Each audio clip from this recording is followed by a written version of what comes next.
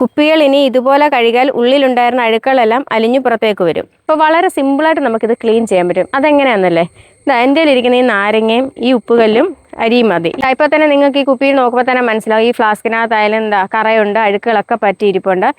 അരമുറി നാരങ്ങ ഞാൻ എടുത്തിട്ടുണ്ട്. അതിൻ്റെ നാരങ്ങ നീര് നമുക്ക് ഇതിലേക്ക് ഒഴിക്കാം. ഇനി നമുക്ക് വേണ്ടത് ഉപ്പുകല്ലാണ്. ഞാനിപ്പോൾ എടുത്തേക്കുന്ന ഉപ്പുകല്ലല്ല, ഇതിലേക്ക് ഇടുന്നുണ്ട്. ഏതരിയാണോ ആ അരിയും കൂടി എടുക്കുക. അതും വളരെ കുറച്ച് തന്നെ മതി, വളരെ കുറച്ച് വെള്ളം മതി. ഈ വെള്ളം കൂടി ഒഴിച്ചിട്ട് നമുക്കിത് നല്ല രീതിയിലൊന്ന് ഷെയ്ക്ക് ചെയ്തെടുക്കും. ഇതിന് നമുക്ക് നല്ല രീതിയിലൊന്ന് ഷെയ്ക്ക് ചെയ്തെടുക്കുമ്പോൾ ഇതിനകത്തുണ്ടായിരുന്ന അഴുക്കൾ എന്തിനു വേണ്ടിയാണെന്നൊന്ന് കാണാൻ പറ്റും. ഞാനിപ്പോൾ ഇത് ഷെയ്ക്ക് ചെയ്തിട്ടുണ്ട്. ഇനി നമുക്ക് അതിനകത്തുണ്ടായിരുന്ന അഴുക്കുകൾ കാണാൻ പറ്റും. ഞാനൊരു പാത്രത്തിലേക്ക് ഈ വെള്ളം ഒഴിക്കാം. വെള്ളരി ആണെങ്കിൽ നമുക്ക് ആ പാത്രത്തിലുണ്ടായിരുന്ന അഴുക്കുകളൊക്കെ കറക്റ്റായിട്ട് അറിയാൻ പറ്റും, വെള്ളത്തിൽ അറിയാൻ പറ്റും. ഇത് ചുമന്നരി ആയതുകൊണ്ടാണ് ഒരു ഇച്ചിരി കളർ വന്നേക്കുന്നത്.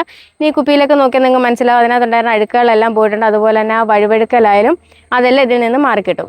ഇപ്പം നിങ്ങൾക്ക് കുപ്പിയിൽ കാണുമ്പോൾ അഴുക്കുകളെല്ലാം പോയിട്ടുണ്ട്. അതിനകത്ത് കിടക്കുന്നത് നമ്മളെ ഇട്ടിരുന്ന അരിയാണ്. ഞാൻ വേണമെങ്കിൽ ഇതൊന്ന് കളഞ്ഞിട്ട് കാണിക്കാം. ഇതിലുണ്ടായിരുന്ന അരി മൊത്തം ഒന്ന് കളഞ്ഞിട്ട് നിങ്ങളെ കാണിക്കാം. അപ്പോൾ ആ കുപ്പിയിലുണ്ടായിരുന്ന അഴുക്കുകൾ പൂർണ്ണമായും മാറിയിട്ടുണ്ടാകും, നിങ്ങൾക്ക് മനസ്സിലാകും.